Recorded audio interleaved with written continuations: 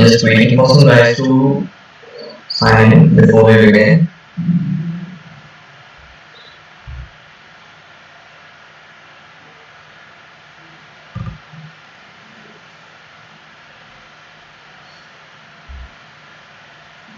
Once a person joins, just add your name into the live comment.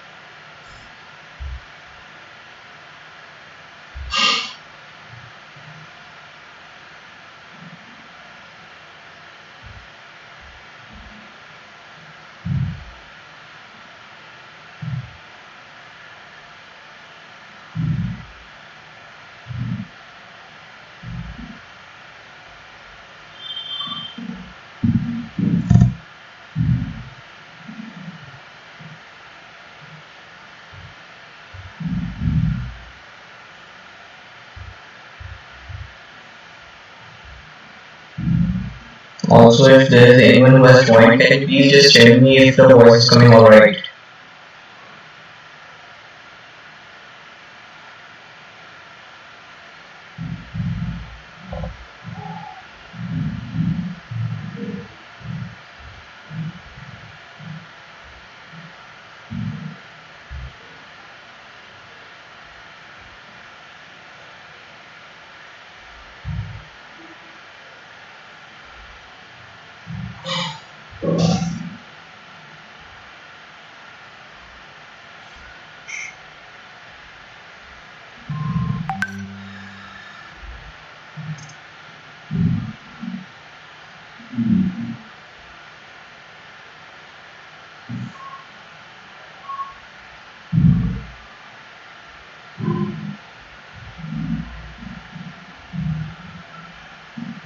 So I can see that we have 6 viewers right now. If you just add your name in the comment section so that I can know who all are present here. I mean, is my voice coming? I might actually check that.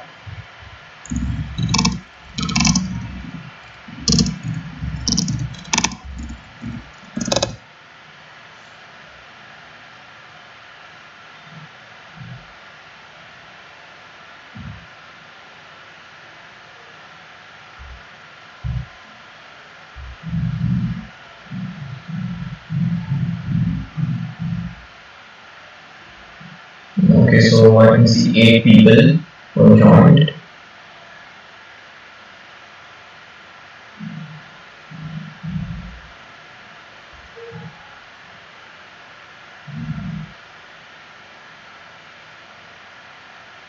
Okay, let's equal. Just a second, I'll check for that.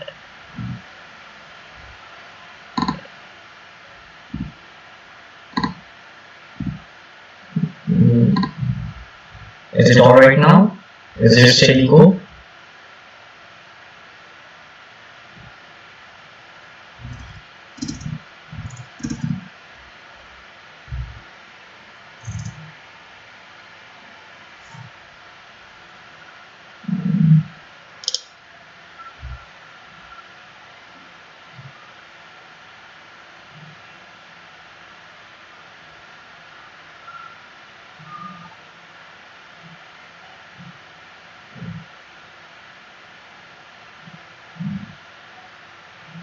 Okay, so hello guys, I'm Mohammad Azhan. I'm currently pursuing BTech in Electrical Engineering from Jamia Islamia, and currently I'm third year of my course. So before I begin, I was going through all of your responses, and there's something I saw that most of the people know about C++, and there are some who know about Python also. So it would be easier for me to begin the course that most people actually know programming language beforehand.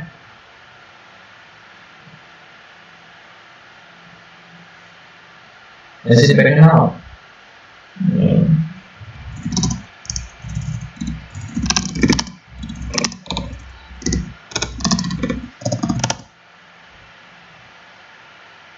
Just a second, guys.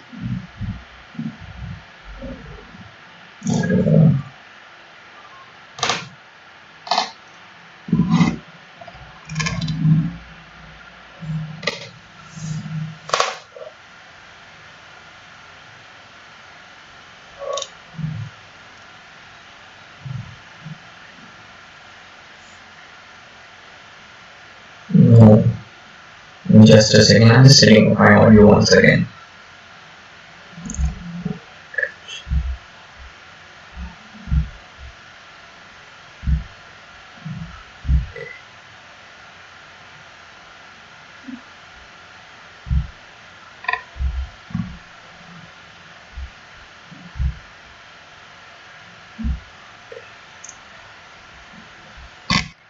Mm, can try it now. So as I was saying before, given that most people know about C++, it would be easier to proceed. Just like, please give me a voice check again.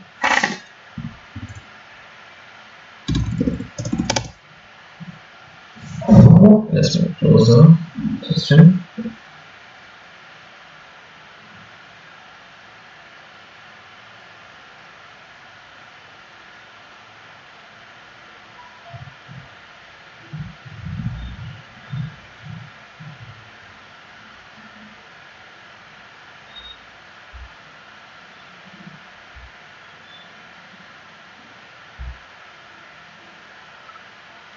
Just tell me if the voice is coming alright right now.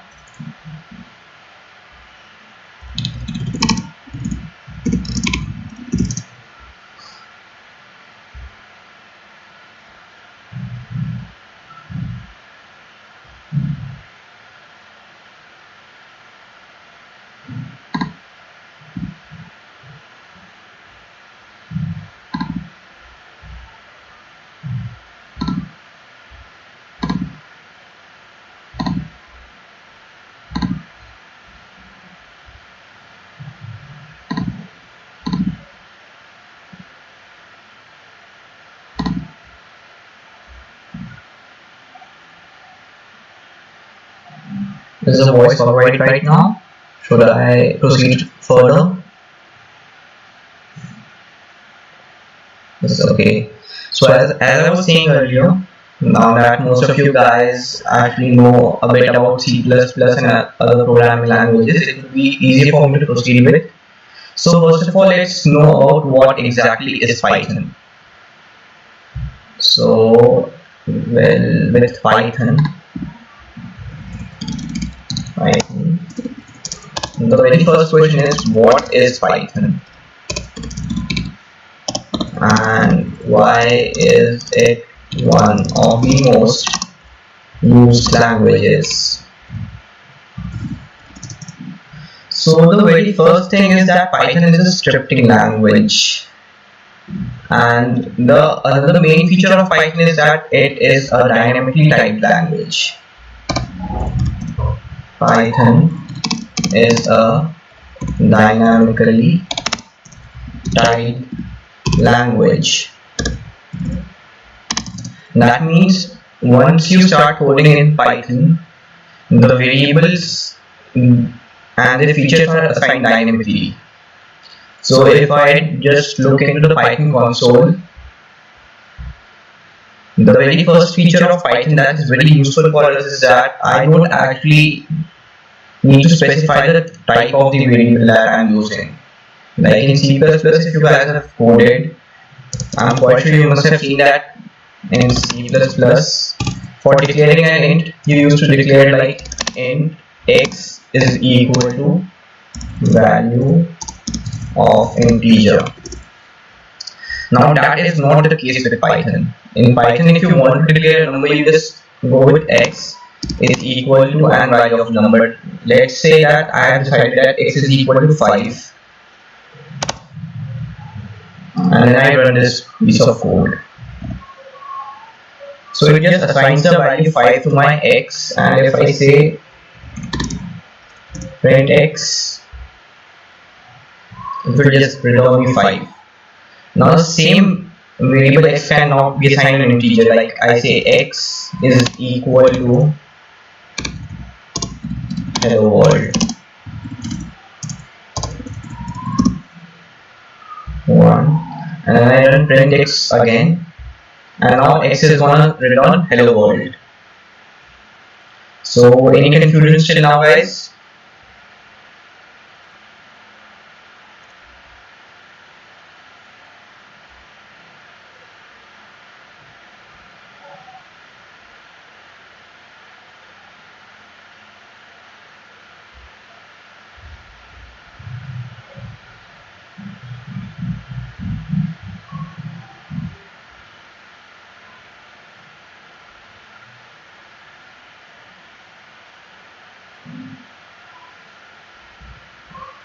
So I just go on further. Now this was a basic intro of Python. Before we begin actually with the course, I sent you I sent a mail to you guys. It's like you would have checked. So in the mail was like how to install Anaconda. So the very prerequisites of this course are installing Anaconda, because Anaconda comes with most of the packages that you need to install for machine learning. Now the very best feature of Anaconda is that it is basically a data mining Python IDE. So it comes with most of the libraries already pre-installed with it. So for those of you who do not have seen the mail, I'll just show you how to install Anaconda. Just visit the official website of Anaconda. It's anaconda.org. From there, just go to download Anaconda, and based on your operating system, just select. We'll be using the Python 3.7 version.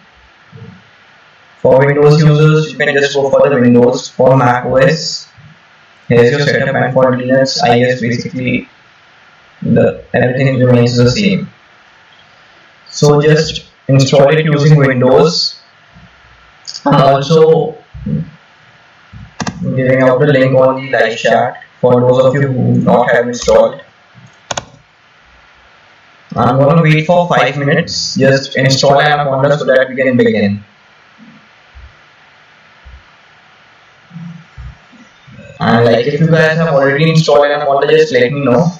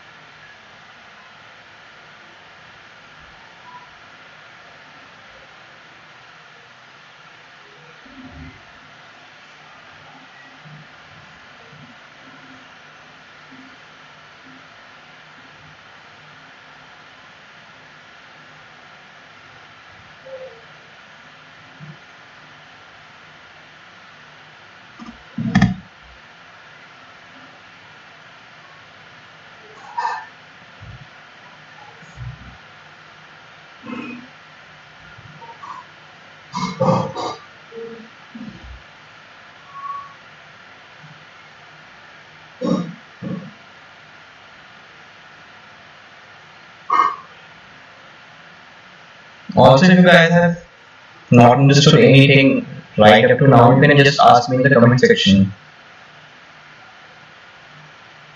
Like, feel free to interact, guys. It's all for you.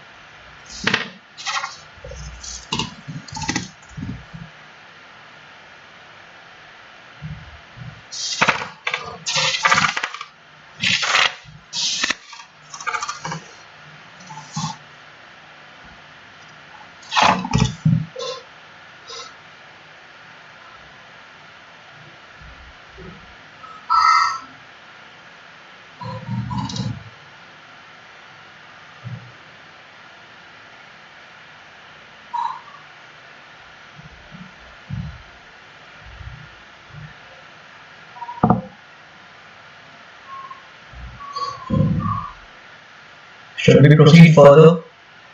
Just let me know in the comment section, please.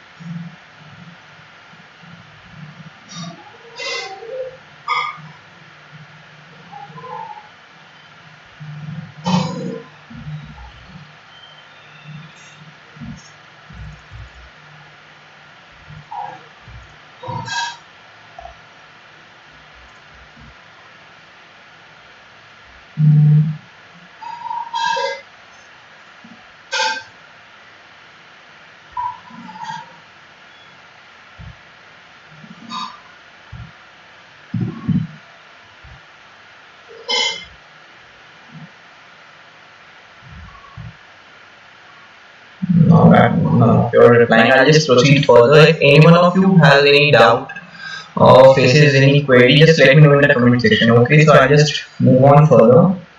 As we were discussing earlier, Python does not ask you to declare the variable type of any variable that we're declaring. So I can just go on with x is equal to 5 and then print x where x can be a number, and in another statement I just go on with x is equal to 6.2, which means that x is now a float value, and I run this cell and then I just ask Python to print x, and now x becomes 6.2. So if I would like to just know the type of x in each case, it will be like x is equal to 5.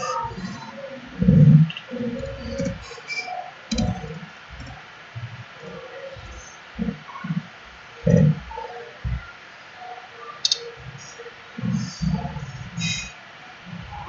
Just a second.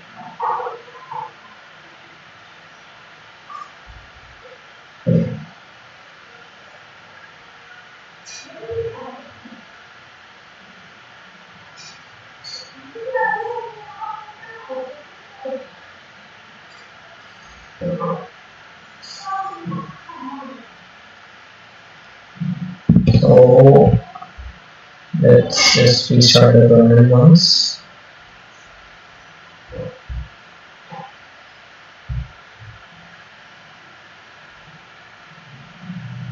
So I declared x is equal to 5, and now I'm gonna ask for the type of x. So print type x, and right now it's showing that x is an integer. Now again x is equal to hello world and print type x. Now x becomes a string.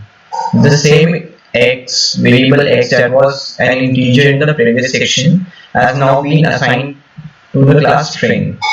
So here we can see that we don't actually need to define the data type of any variable. The data type of the variable is assigned as per the value assigned to the variable.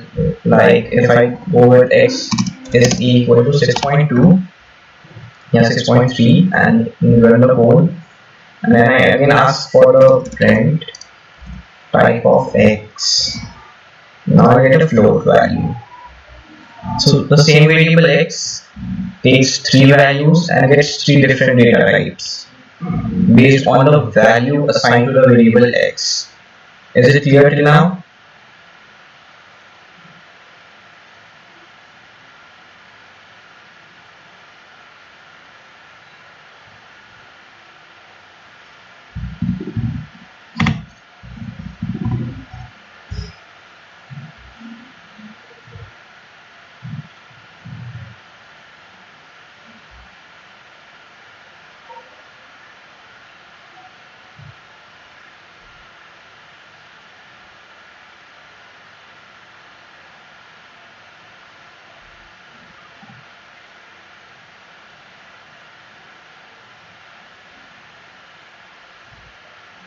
So I'm just going to assume that it's clear and we can proceed further. So these were like the type of variables or the variable data types available in Python. Apart from that, we also have a few more data types, but we won't be using them in machine learning. The most common data type that we will be using is int and float. We won't be dealing with string values either in machine learning, because in machine learning we only deal with numerical values.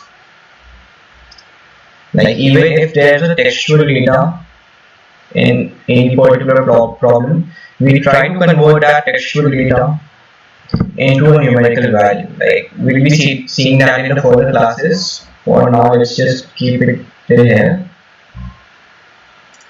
So now we will be looking at the data structures in Python. So the very first data structure that we have in Python is a list.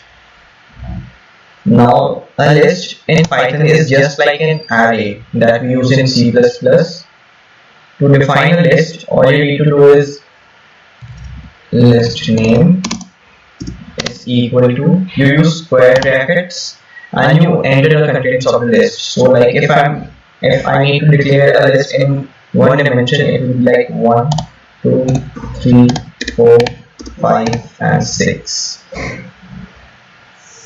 And then if I go to print list name, here's our list. So this is a one-dimensional list with 6 elements. Now just like C++, Python starts the numbering of any data structure with 0. So to know the very first element of a list, just list name and index of the variable. So if I say list name 0, I get 1. Similarly, list name 5 would get me the last element of the list, 6. So with indexing we mean that the exact position of an element on a list. So the index starts from 0 and goes on till n minus 1, where n is the length of the list. Index starts from 0 and goes to n minus 1, where n is the length of the list. Now let's say that we want to know the first 3 elements of a list. So for that, all we need to do is print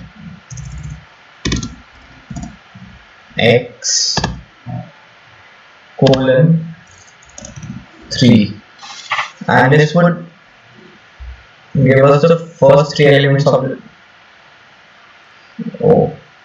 it's not x, it's list name, and this will give us the first 3 elements of the list, that is 1, 2, 3. Similarly, if we want the last 4 elements of the list, all we need to do is print list name 4 colon, and we get the last 2 elements.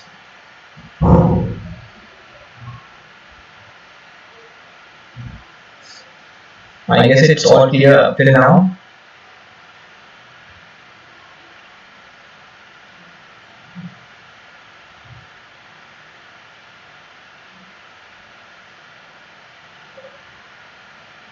Now we'll see adding numbers to a list. Now there are 2 different ways to add numbers to a list. The first way is using extend,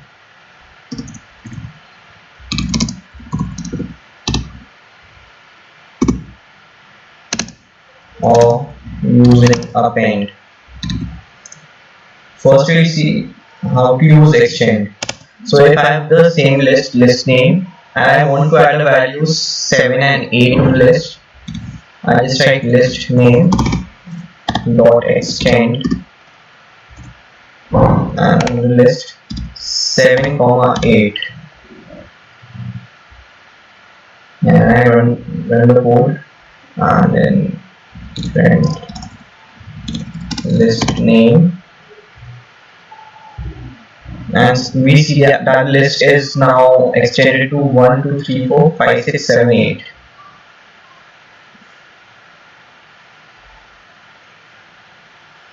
Now let's assume that we want to add a number 9 to the list again. So list name dot append 9 and list name,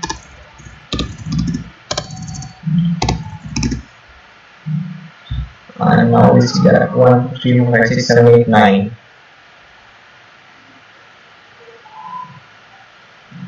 This was all about one-dimensional lists. Now we'll move forward to two-dimensional lists.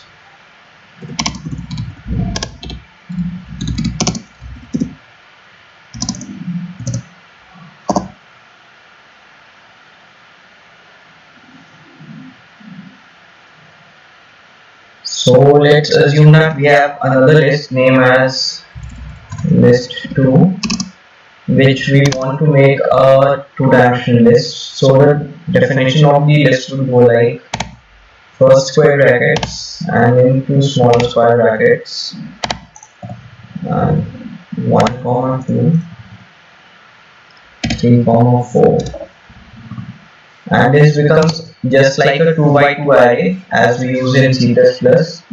So print list 2, and we can see that what we get is a two-dimensional array with 1 and 2 in the first row and 3 and 4 in the second row.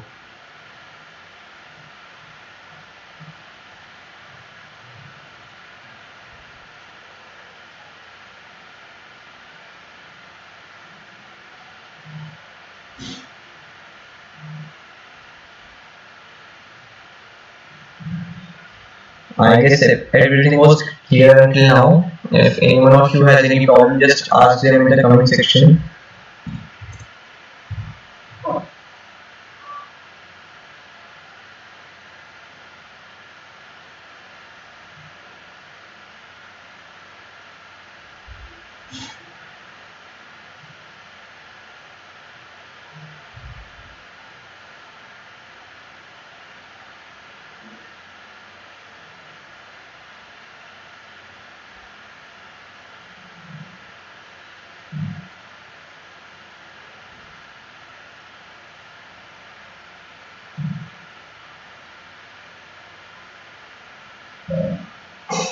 So I'm going to move further.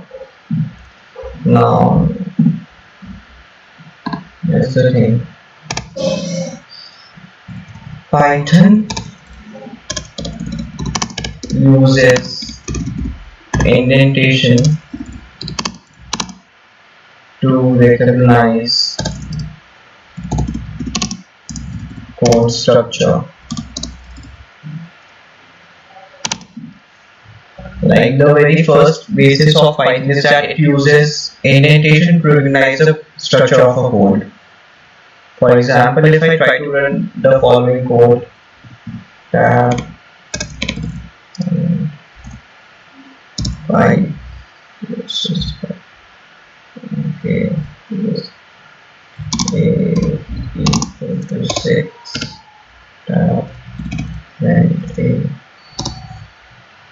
this one.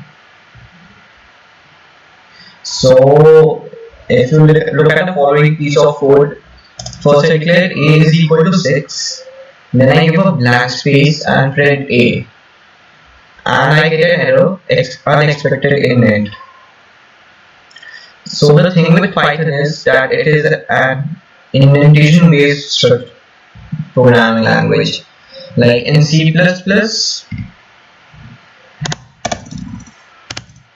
C++ uses curly braces to differentiate between different parts of a code. Like for those of you who have programmed in C++, you might know that if I'm declaring a function, let's say, which prints hello world, so void print message. This is for C++. This is the C++ command that I'm typing right now.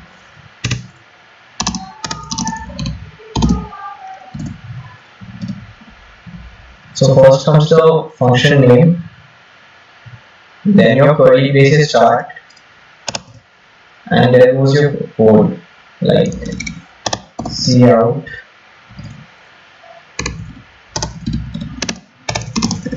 hello world,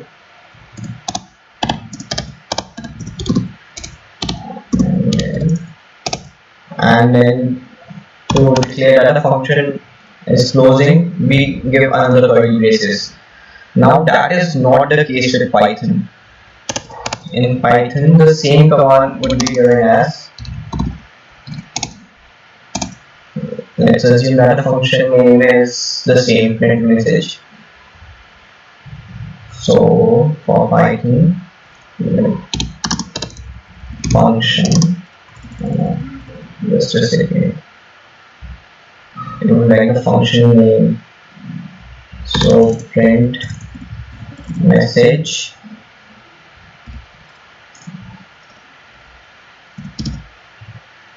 and then you need to give a tab space to declare the indentation.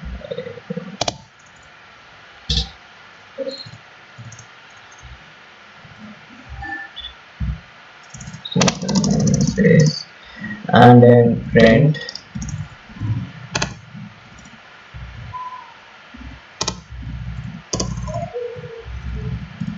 hello world, and once you're done, you just need to remove the indent and call in the function print message, and that's it, your work is done. You don't need any opening or closing braces to declare the scope of a function. It's your indentation that declares the scope. So similarly for functions in conditional programming, which we will be seeing now, like a is equal to, in the previous example where I said a is equal to 6, I used an unexpected space and said print a, the error was unexpected indent. So if I would just remove the indent and run the code again, see a print a, and we get the value 6. So I hope it's all clear till now.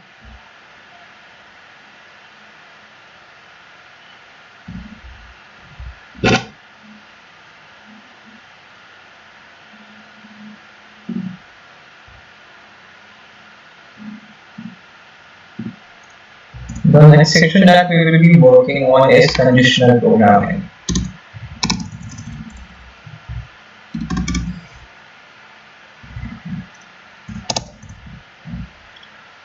So for those of you who have already gone through C++, you might know what conditional programming already is. So there's no point in repeating all that structure, but still, here's a recap for conditional programming.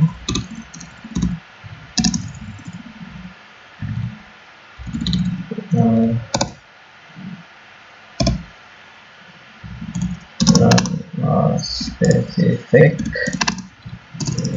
code snippet based on user defined conditions.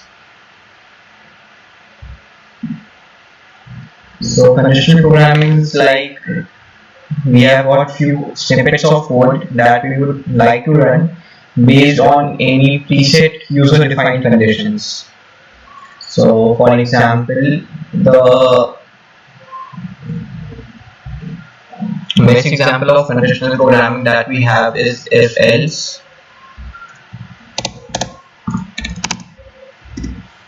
Now, most of you would already know how to use the if else programming structure, so here's just a quick recap. In case any one of you does not know, please just let me know in the comment section. I'll go through it again. So I'm going to declare a variable x, not exactly x, let's go with variable something like abc. So I set the value of abc to 7, and then I'm gonna just run a condition if abc is greater than 10, then comes the colon, print larger than 10, else print smaller than 10. So in the given example, the value of abc is currently set as 7, and my code says if the value of abc is greater than 10, then the first part of the code, that is print larger than 10, is going to be run. And then comes the second condition, else print smaller than 10. So I'm going to run this piece of code right now, and we see that the output is smaller than 10. Now I'm going to change the value of abc to 12, and I'll be running this piece of code again, and this time it prints larger than 10. So if else allows me to use two conditions on any given variable or data type.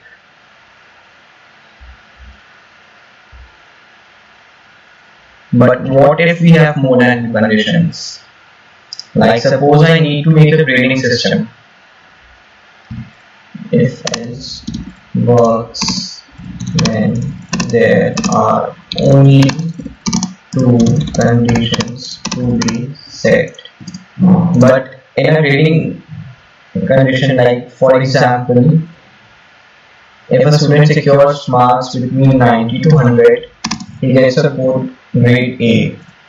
Between 80 to 89, he gets a grade B. From 70 to 79, he gets the grade C. And for less than 79, he gets a grade D. So here we see that we have four multiple conditions. Like if the student gets between 90 to 100, it's an A grade. Else, if the grade lies between 80 to 89, it's a B. Else, between 70 to 79, it's a C. And if he has marks or the grade less than 79, it's a D. So here else if cannot work, because as we have seen earlier, if else uses only two conditions. So just like in C++ we had if else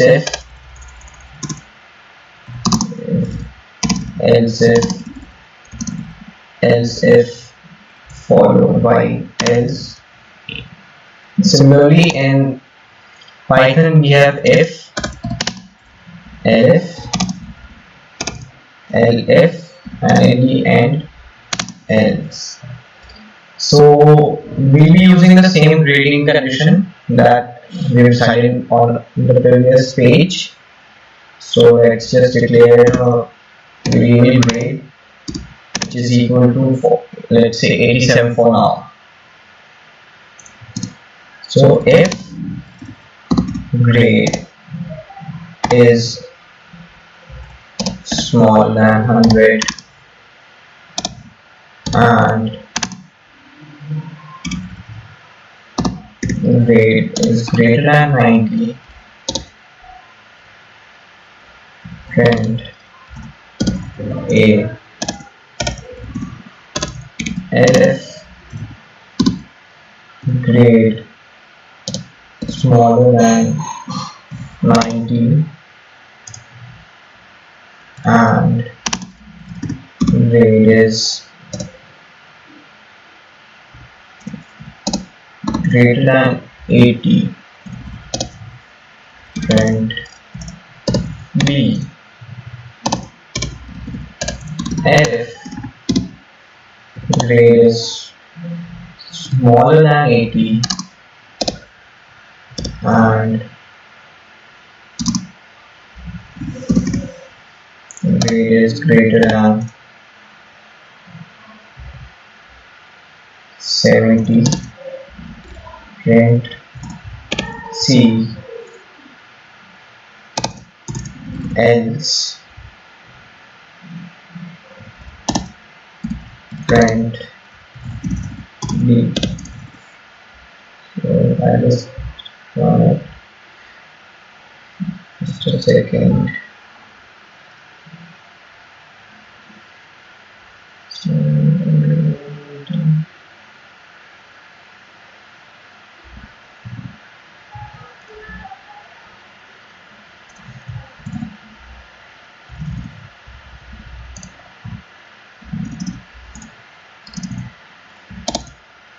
yeah, so this messed up the conditions a little.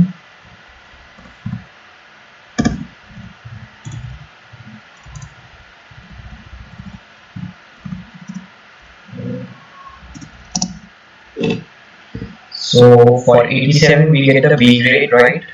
Now let's just increase the marks to 95.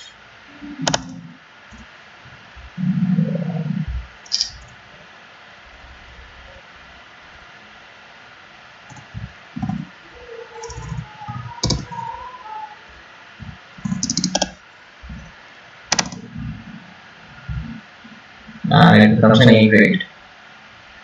So I hope till now it's all clear.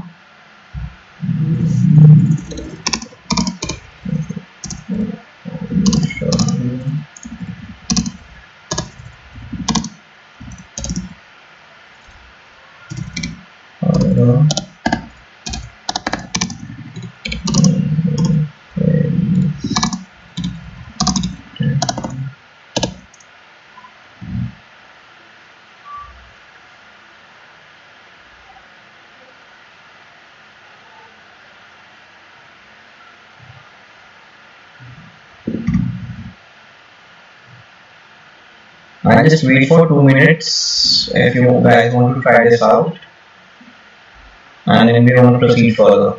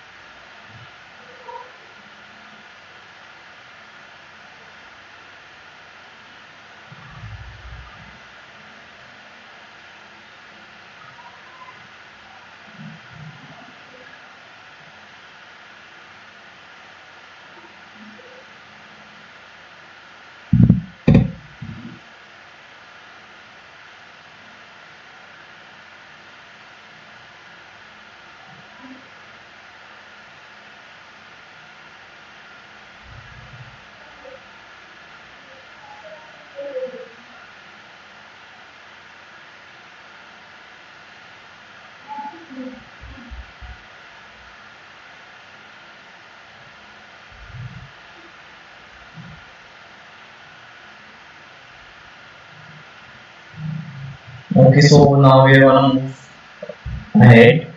The next topic is loops. Now, what exactly is a loop?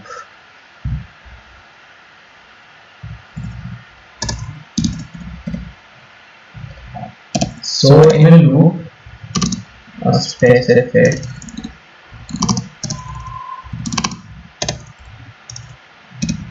part of the code is run until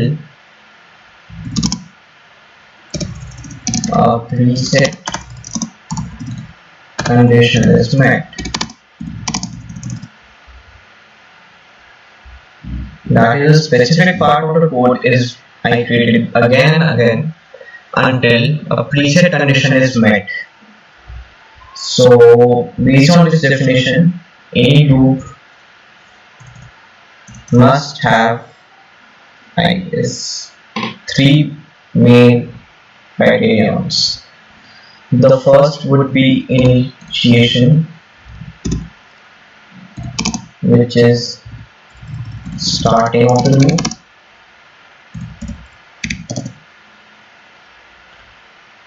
The next would be our condition,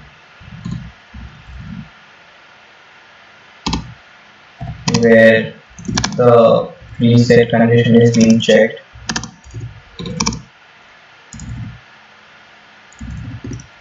And the last would be updation, because obviously if the condition was not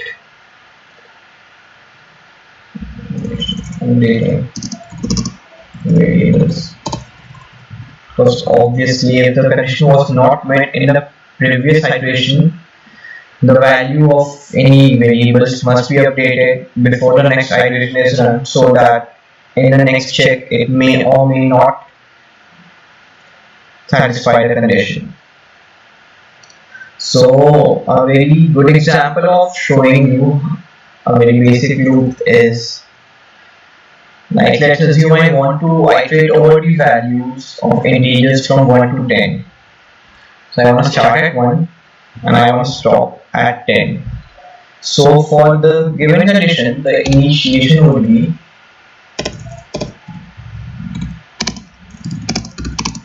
x is equal to 1, where x is our integer. Next, the condition would be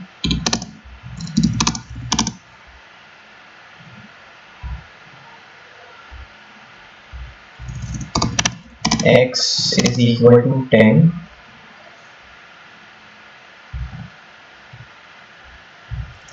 and in the end updating the variables. So we start with x and we want to go up to 10.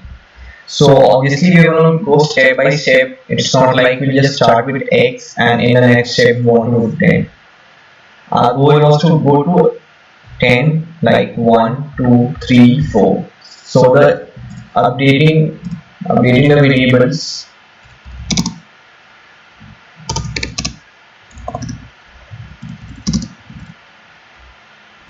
would mean x is equal to the previous value of x plus 1. So in the first run x was 1. In the second run the new value of x would be the previous value of x, that is 1, plus 1, 2. In the next run it would again be checked if x is equal to 10, but then 2 is not equal to 10. So the value would be updated. The new value of x would be the previous value, that is 2 plus 1, 3, and now the new value of x would be set to 3. So in the next run again x would be compared with 10, and again 3 is not equal to 10. So the loop will be run again until we get x is equal to 10, where the condition will be checked, the condition will hold true, and the loop breaks. So here is a basic example of a for loop. Like in Python we have two main loops, for and while. So first we'll go with for loop and then we want to look at while loop. So here's for loop.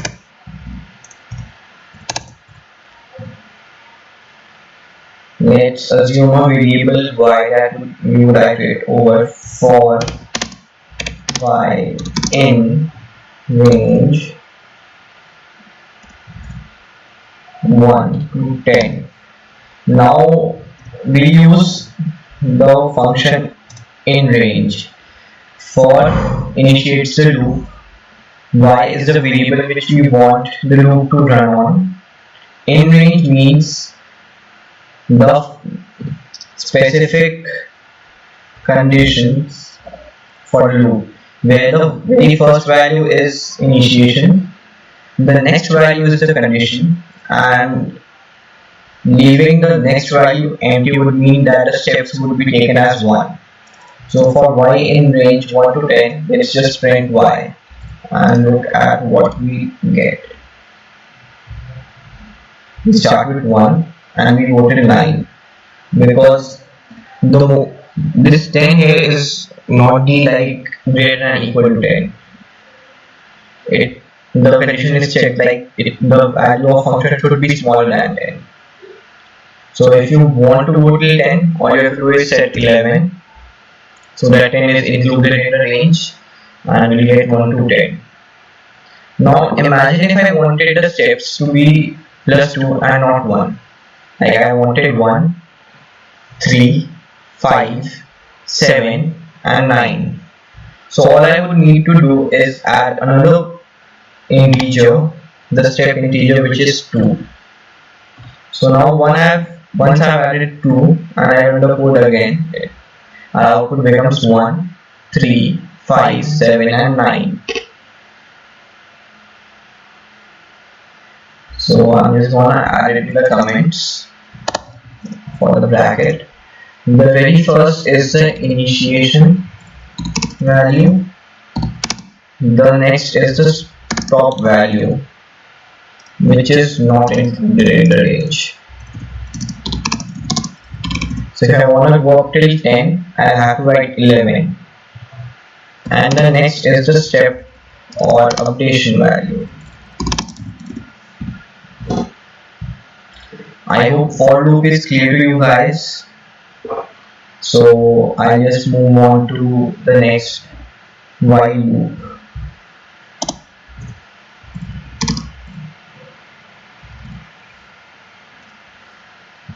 I'm gonna give you 2 minutes to code.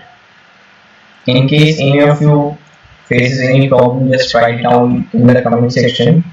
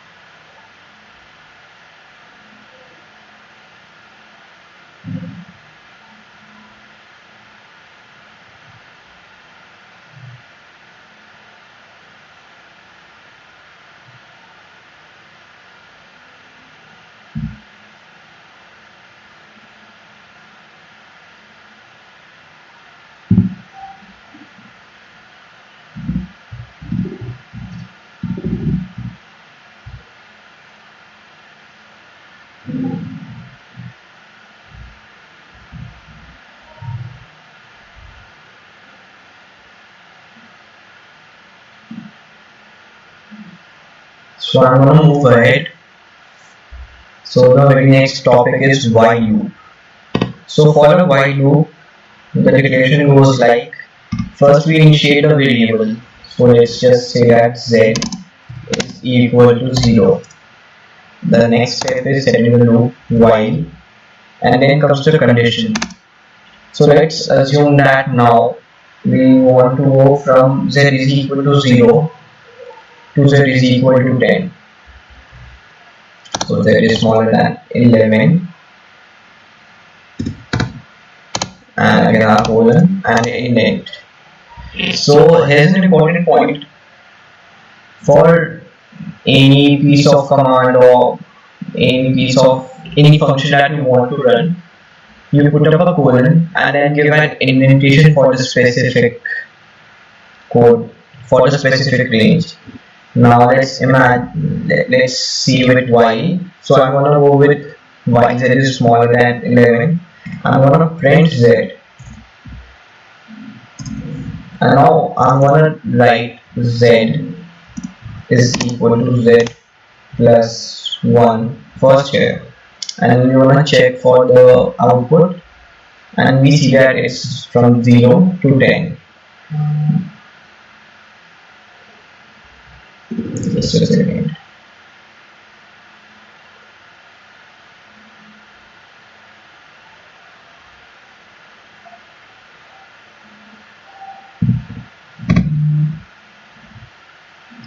So now I'm gonna run the same command again. The only difference is this time I'll be removing the indentation from the second piece of code, that is from the updation part. I'm gonna remove the comment. I'm gonna remove the indent and run this piece of code again. And this time what we have upon us is an infinite loop, as you guys can see. Just gonna stop it right here. So if we scroll down even further, we have a keyboard interrupt. But the thing is, we actually remove the indent. So the next part, z is equal to z plus 1, was not included inside the loop. So the value of z was never updated and it remained 0, and the value was printed 0 throughout the loop. And since 0 is always smaller than 11, the loop continues infinitely.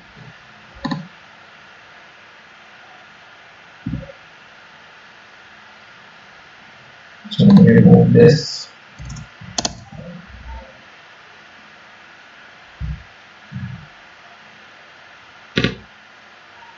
So this was your while loop. I'm gonna write the conditions again. Declare a variable while condition give an indent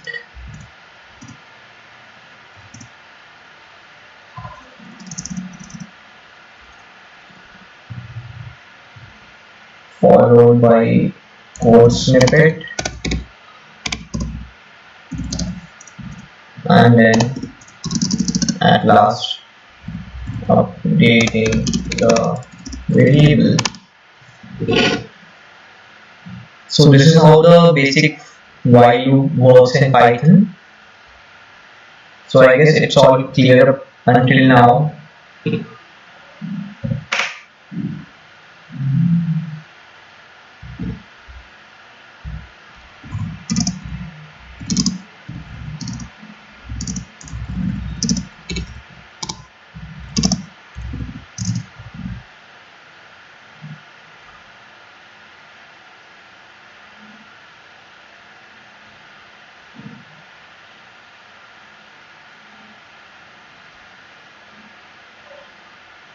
Next, we will be working on functions.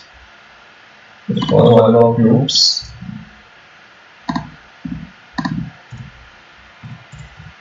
Next is functions. Now again, the major difference between C++ and Python in scope of functions is that C++ functions needed to declare a return type.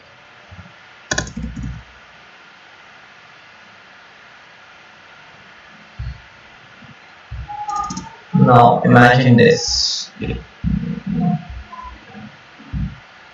Like it's a very basic problem that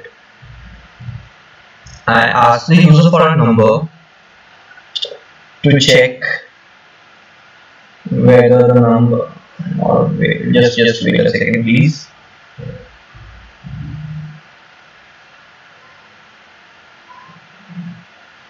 Yeah, so let's just assume that I create a function division in C++, which has a return type integer.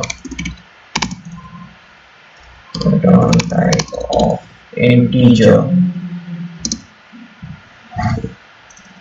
Now the function is declared as int divide, takes an integer int x, and then return x divided by 3. So now the main problem is that if I input the integer x, which is divisible by 3, obviously I get an integer in return. But what if I enter 5? Now 5 divided by 3 should return a float value, as you all know. But because the return type of the integer of the function is set as int, we would get an integer value in return. Like the decimal part of the quotient would be removed. So the same is not the case with Python, as Python functions don't have a specified return type.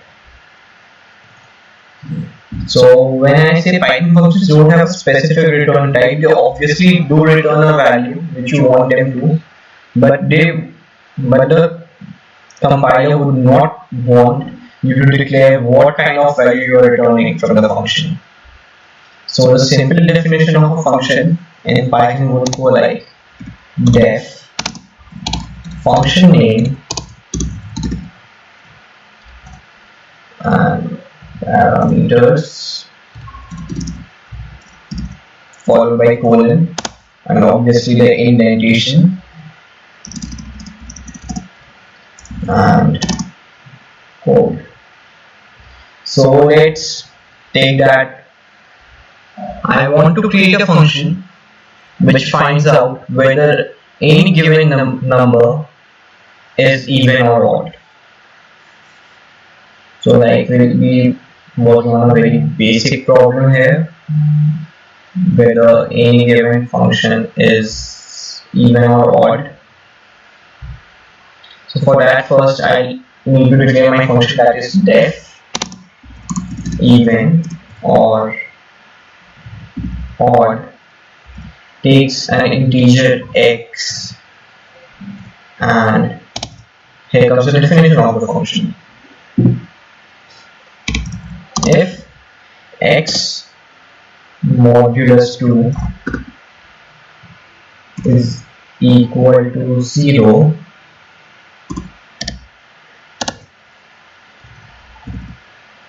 return even, else return odd. So here is a very basic definition of the function. I'm going to explain it to you. The very first is the keyword def, which defines that the following sequence of code is a function. The next piece of information is our function name, even or odd. And inside the parenthesis we have the function parameter or the input x. Then we have the condition if x is x modulus 2. Yeah, so modulus returns the remainder when x is divided by 2. So if I say x modulus 2, it means the remainder when x is divided by 2. Similarly, x modulus 3 would mean the remainder when x is divided by 3. So obviously for checking whether a number is even or odd, we would find the modulus with respect to 2, where if the remainder is 0, if the remainder of the number divided by 2 is 0, it is obviously an even number. If the remainder is not equal to 0, it is an odd number. That was quite simple. So we have the function, and now I'm just going to check it using result is equal to even or odd for 5. R on X. Just a second. Oh, we run these, and then I'm gonna run this, and now I'm gonna just check for the value of result, and we have result as odd. Now I'm just gonna run this piece of code again. Now I take an even input, that is 12. Run it again, and now our result becomes even.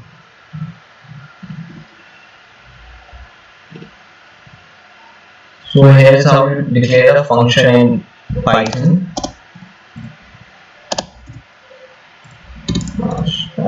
Functions. So this was the basic definition of a function in Python. I hope it's clear until now.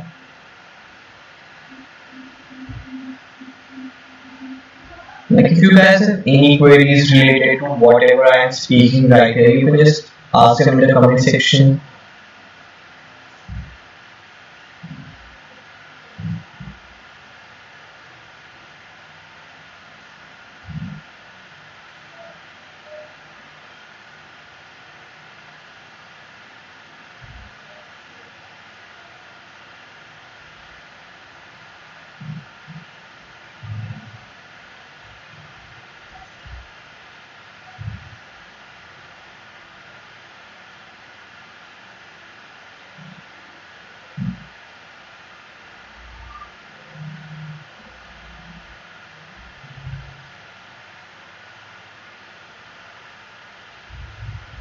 So should we proceed ahead?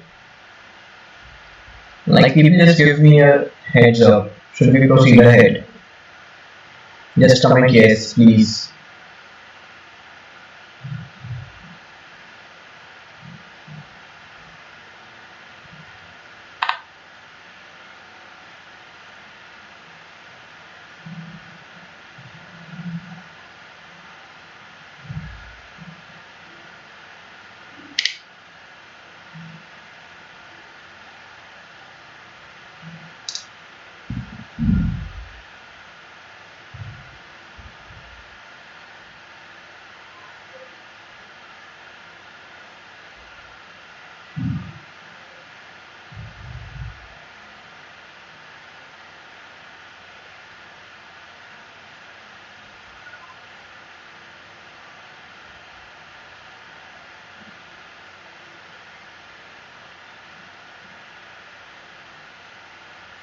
Given that you guys have no doubts, like just please do a piece of code for me.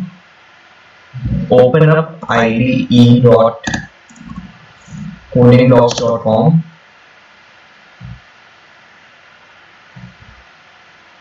and just change the language to Python.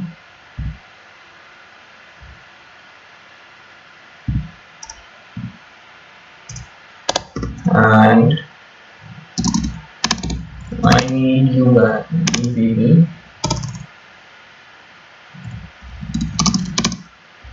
to write a function that prints whether an integer is prime or not.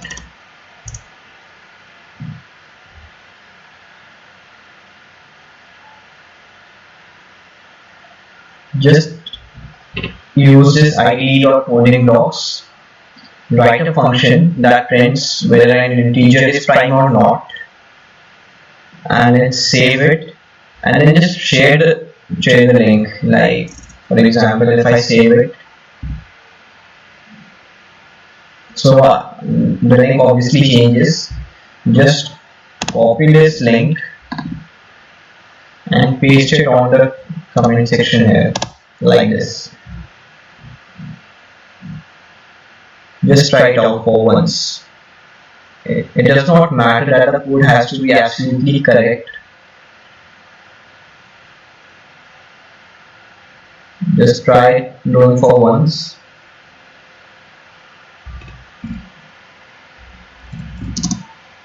write a function that returns whether an input integer is prime or not. Just try it out, guys, for once. I'm gonna give you guys 5 minutes.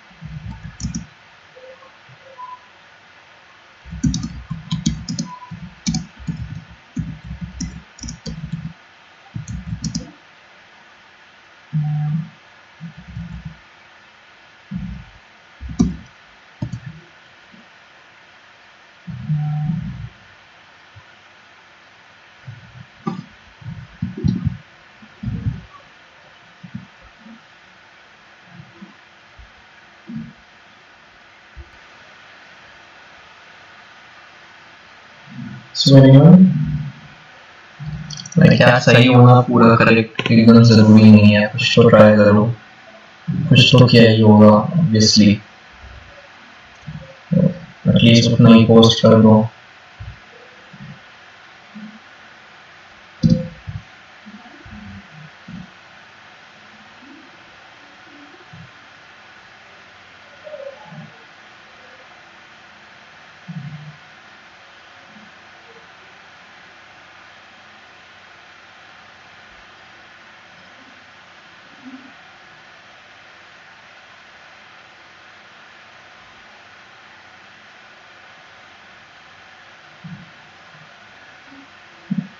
किसी ने कुछ भी नहीं लिखा, मतलब seriously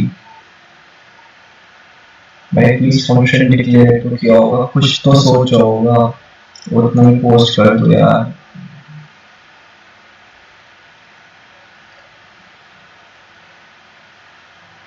obviously first review में किसी का सही नहीं होता, लेकिन एटलीस्ट कुछ तो शो करोगे कि समझ में आ रहा है, नहीं समझ में आ रहा, मेरे को कैसे पता चलेगा इस साइड से.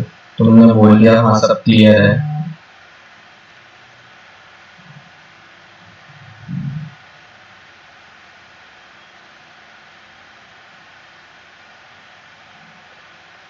Please just post whatever you have put it up until now.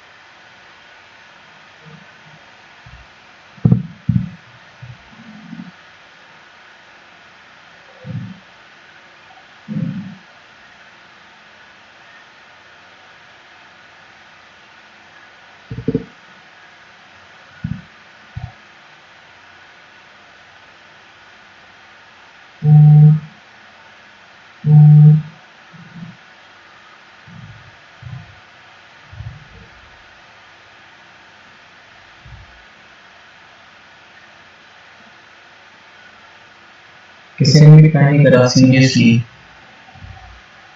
कुछ तो सोचा होगा यार, कुछ तो ट्राई किया होगा.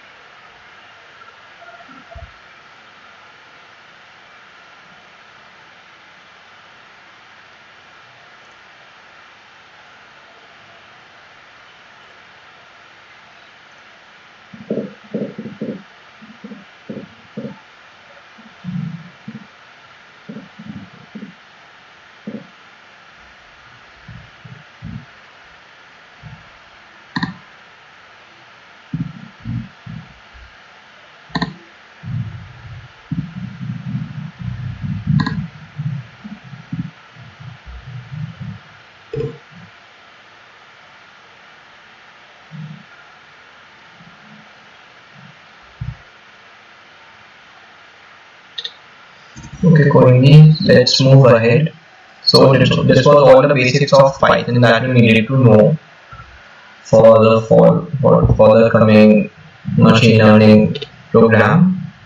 Like this is more than enough. We won't be using itna zyada. So now the next topic for our today's discussion is machine learning.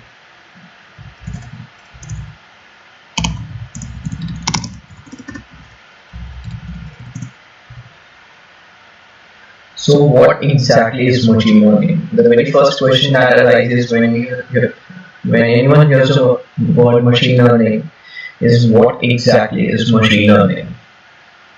Like करते क्या है इसमें? Anyone who has any idea?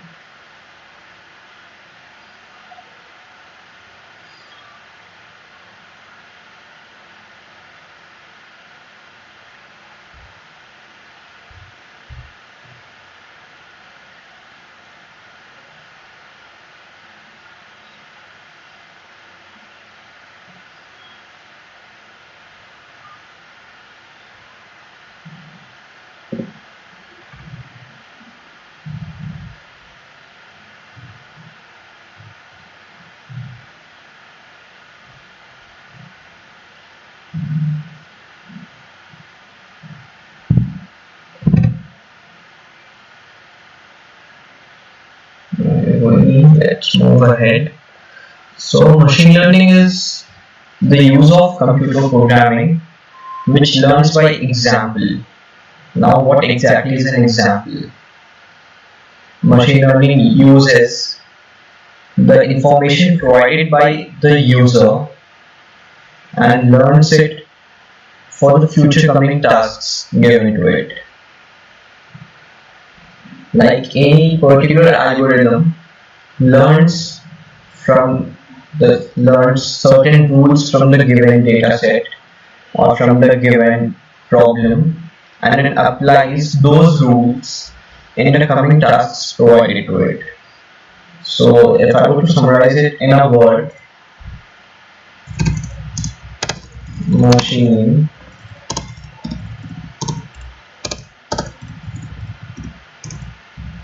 learning is the use of computer program to learn by example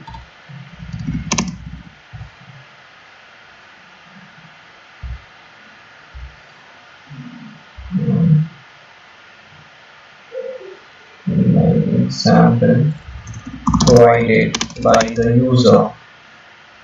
Like the user gives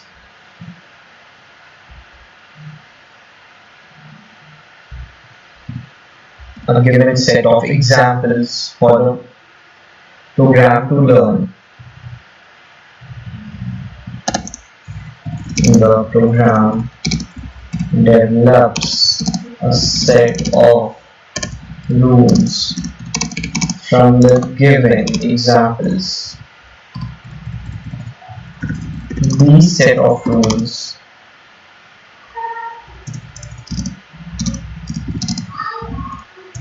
form an algorithm. So when we talk about machine learning, it's like you give the computer any set examples, a given set of examples, and you ask him or you ask it to learn from the given set so that when you give him a new task, it should perform that task based on the rules that it has deduced from the above given examples.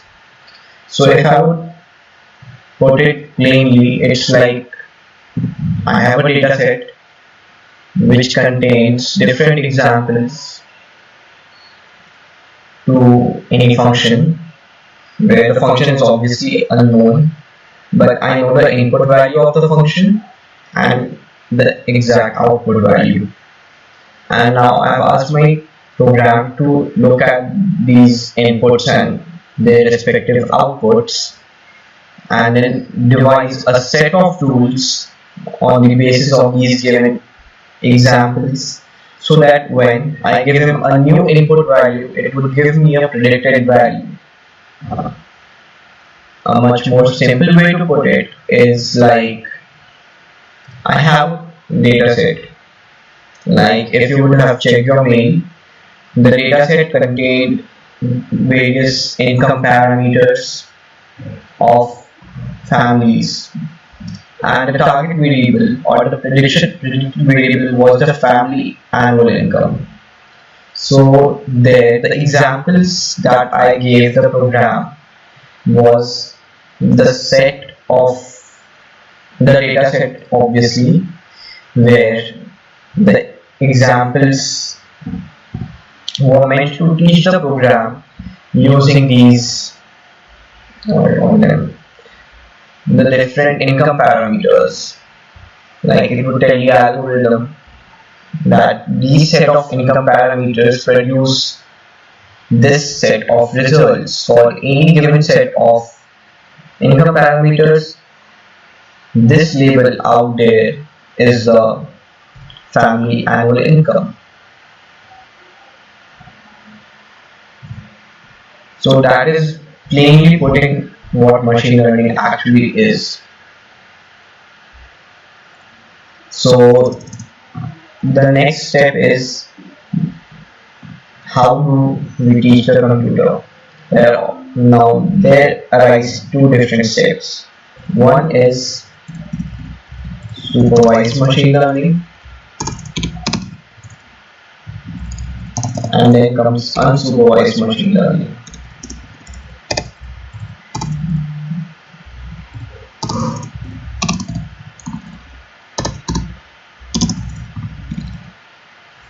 The main difference between these is that in supervised machine learning, you provide the labels to the program to learn from. That is, the labels are provided by the user. For a given example, if I must say, it's like for any given day, the temperature, the humidity, and the wind speed gives out a particular probability of the factor whether it would rain or not. So if I provide a program with the wind speed,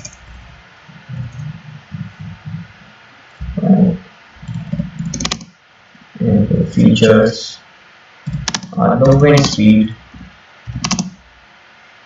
and temperature and humidity, and the output feature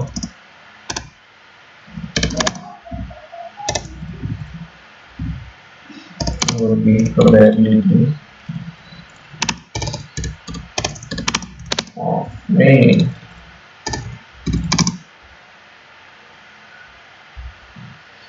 So if we provide both the input features and the output feature to the program to learn from, we call it as supervised machine learning, because here we actually supervise the learning procedure. We give the program the input features, we give it the output of what must be the value, and then we ask it to learn these set of rules. In an unsupervised machine learning model, the output feature is not provided by the user. The user provides only the input features and not the output features. So it's up to the computer to decide and analyze this unstructured data and find the useful information in it. Whereas in supervised machine learning, it obviously has the labels and only has to decide a set of rules to produce those labels. So in our course, we shall be discussing only on supervised machine learning models. Okay. We shall only be this discussing about supervised machine learning series.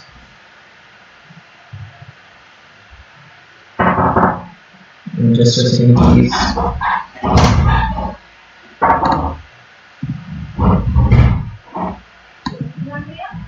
क्या हुआ? नहीं नहीं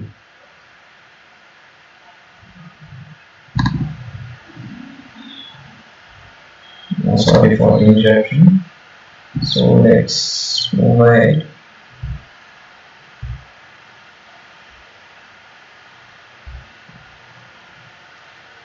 So when we look at supervised machine learning models, we actually have two different ways to proceed with them too. Or for any model as such. The first is regression. The second is classification.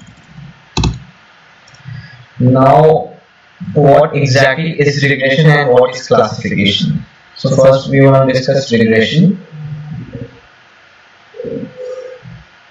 So regression is all about discussing continuous values when the labels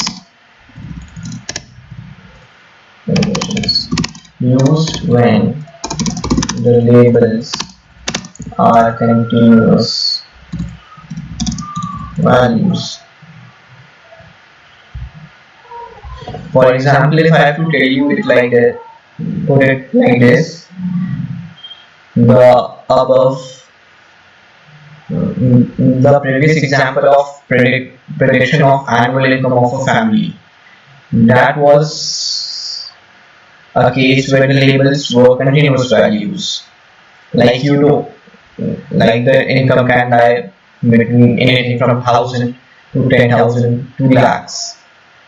It is a continuous set of values. You can't like put it into different classes, or you just can't put it into two different classes or three different classes. Obviously, the income would be a real number which can lie between 0 to lakhs or crores depending upon the input features. So when we need to deal with an output data which has continuous values, we use regression, whereas classification is used when the output labels need to be sorted into classes. For example, let's take any probability case. So there are two different cases for any probability case: whether the thing will happen or the event won't happen. So when I put it like that, there are two different classes. The first class is class 0, where the event does not occur, or the class 1, where the event occurs. So in a classification model, the output can either be 0 or 1. Similarly, this was the example of a binary classification. Similarly, we have multi-class classification also. So in classification, we have binary classification and multi-class classification. So when I talk about binary classification, it's like comparing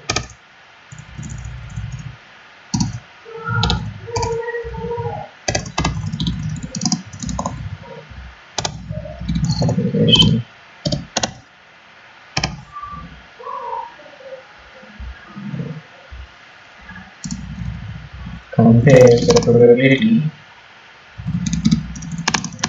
of two different cases. So an example of binary classification is obviously whether it will rain or not. So let us assume that the case 0 is it does not rain, and the case 1 is it rains. So if the output is 0, then obviously it will not rain, and if the output is 1, it rains. But now the real question is, how does the computer know whether it will rain or not? So the back end side of the problem is that the computer exactly does not know that whether it will exactly rain or it will not exactly rain. What it knows is the probability of whether it will rain or whether it will not rain. And then it compares both of the probabilities. For example, if I say that the probability of raining today is 65% and the probability that it does not rain is 35%, and I have set the threshold on 50%, that if any class has a probability greater than 50%, I'm gonna assume that that event occurs. So obviously my model is gonna say that it is going to rain because the prediction that it will be raining was 65%. But that is the case with the binary classification where there occur only two events. What if I have a multi-class event? For example, if I take up the stocks market, for example, now there can be three different cases whether the prices of the commodity will increase, whether it will remain same, that is no change, or whether it will decrease. Now we have three different outputs for the problem. So obviously we are going to get three different probabilities. The probability whether the market will rise, the probability whether the market will not rise and stay the same, and the probability whether the market will fall. This is the case of a multi-class classification.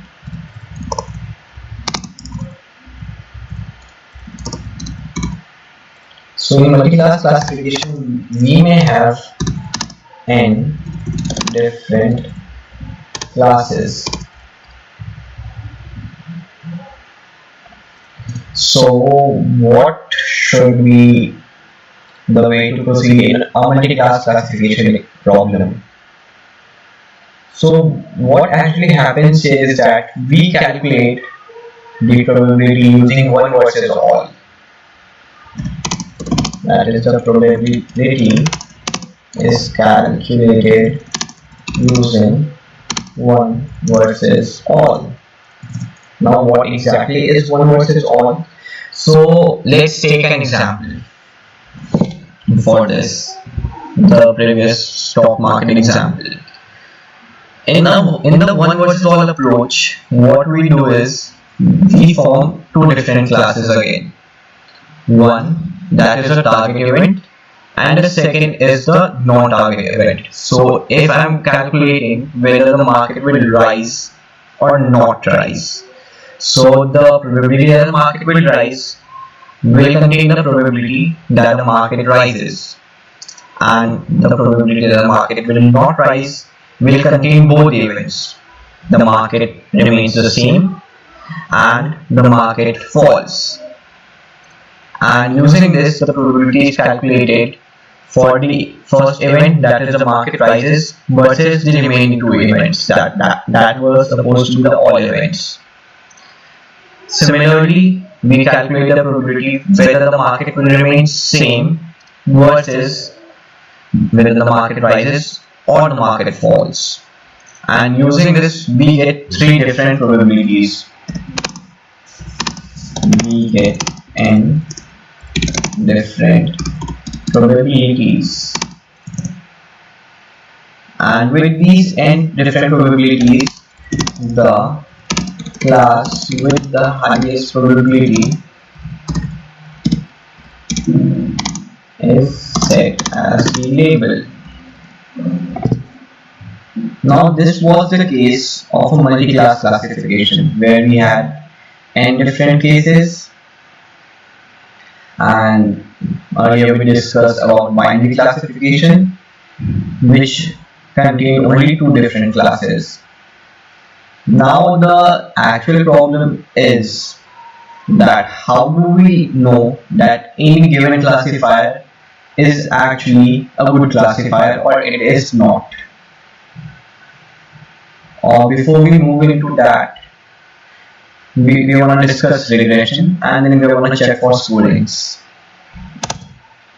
So now we further proceed to regression models. Now, as I said earlier, regression models are used when the labels are continuous values. So, for example, if I have a data set that has obviously the weather parameters of the area and it predicts weather, or rather, it predicts the average temperature of the day. So, obviously, we cannot exactly divide the temperature into classes. Like we cannot exactly say that the temperature will either be 36 degrees centigrade or 37 degrees centigrade. It can be any value between 36 to 37. So obviously we can't use a classification problem because it's not a classification problem to begin with. We have the labels as a continuous series of data. So we need the output to be a continuous series of data also. So how do we proceed in such cases? We use regression models. Now what most regression models do is they try to find the similarity between the input features and the output feature. Like the very first regression models that we have is a linear regression model.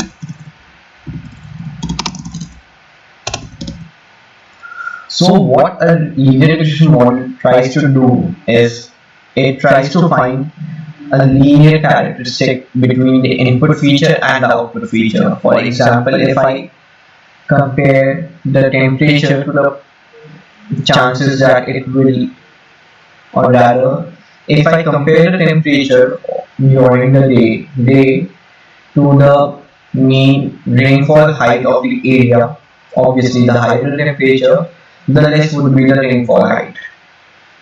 So similarly, we can look for different cases where the model tries to find a correlation between any two features and predict the coefficients to form an equation for the model. So the main regression models that we will be discussing here are linear regression models, which include simple linear regression,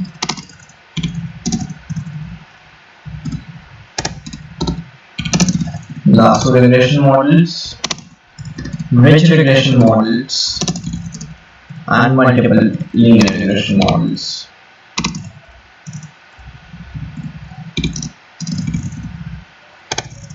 So I'm going to give you just a basic insight of each of the models that I have written here. Let's start with simple linear regression model. Let's just assume that I have a function of y in terms of x, where x is the only variable present in the function. So in case of linear regression model, the function is just the same.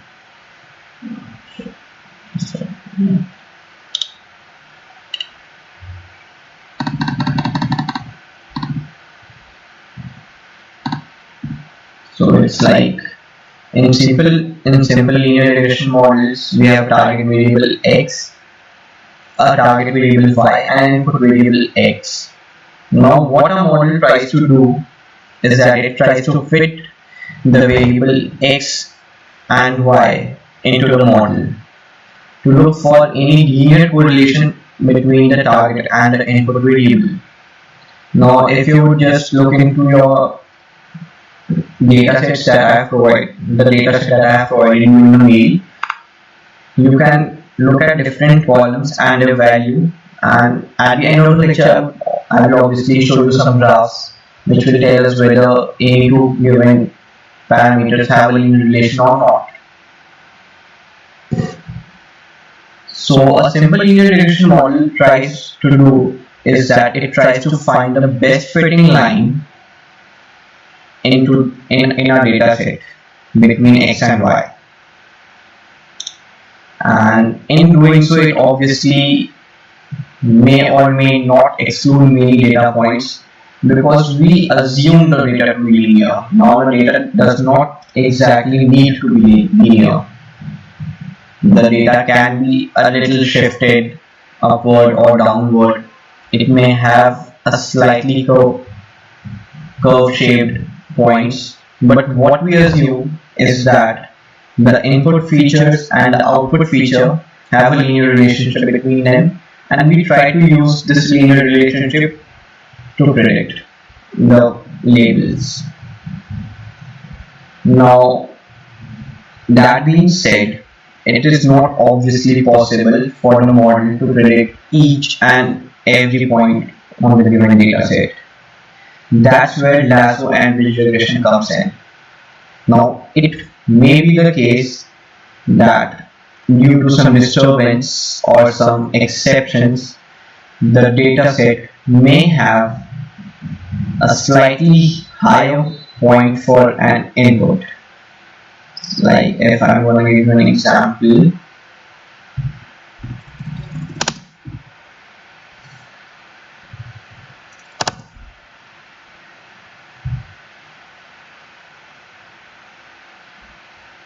so the image that we see right here, this shows a linear relationship between the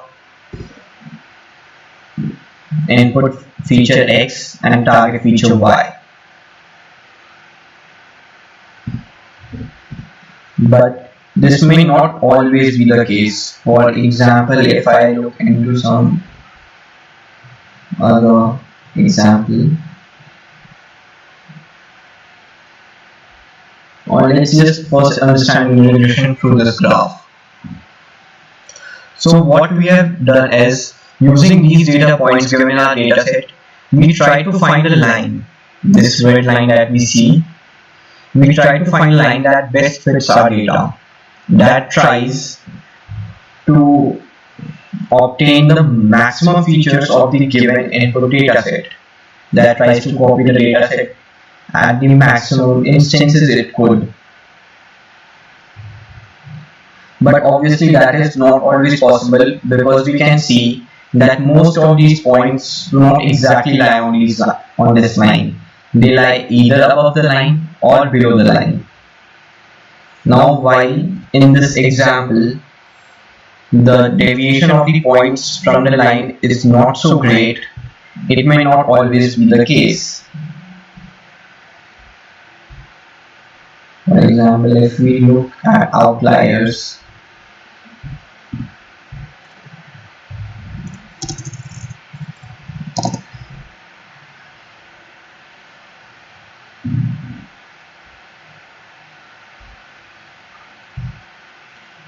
so looking at this model, the data point which is right on the top does not fit the linear model quite well.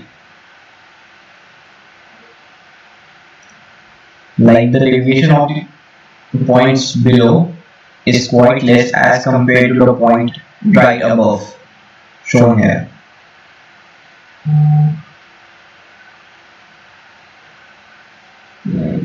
I hope you guys are understanding, right?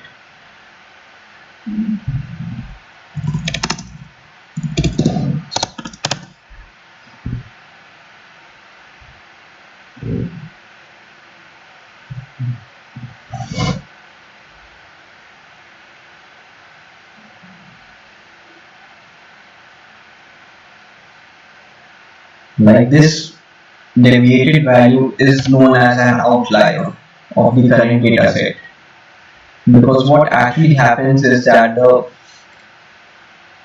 true value is quite large than the predicted value. So there is quite a large deviation which would give us significant errors.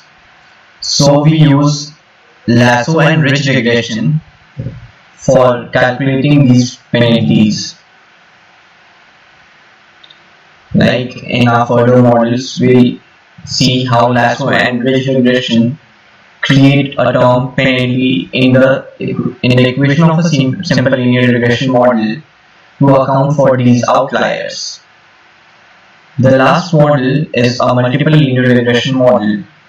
Now what actually a multiple linear regression model does is that instead of taking a single variable x, it tries to take different variables x, y, z and so on as the input feature. And using these multiple input features, the model tries to find a label for the target variable y.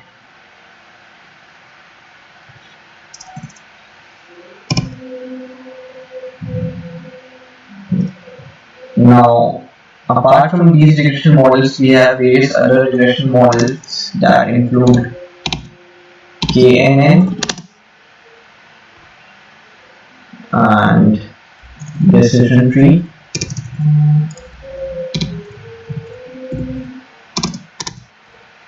random forest,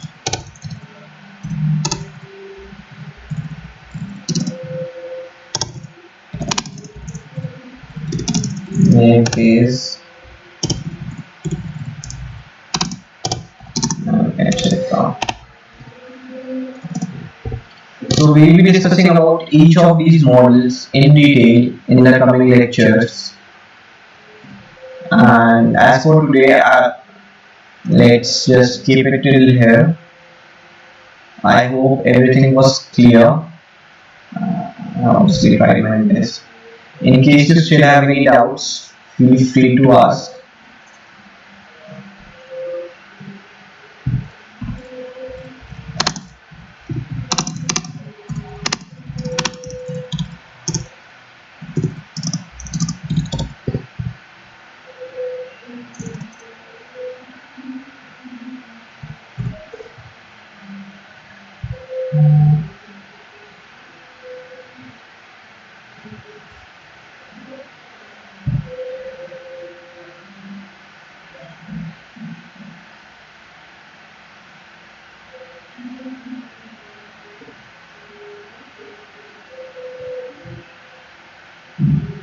So let's just keep the session till here, guys. In the next session, we would discuss about regression models and using these regression models to predict the outcome of a variable. And before that, before that, in tomorrow's lecture, we would be focusing on exploratory data analysis, which is EDTA, and plotting the data, and various other data exploratory methods and data pre-processing techniques. And if we still have any time left, we would first start with regression models and then the classification models. That's all for today. So I just want to end this session right here. I hope you guys had a good time. So goodbye.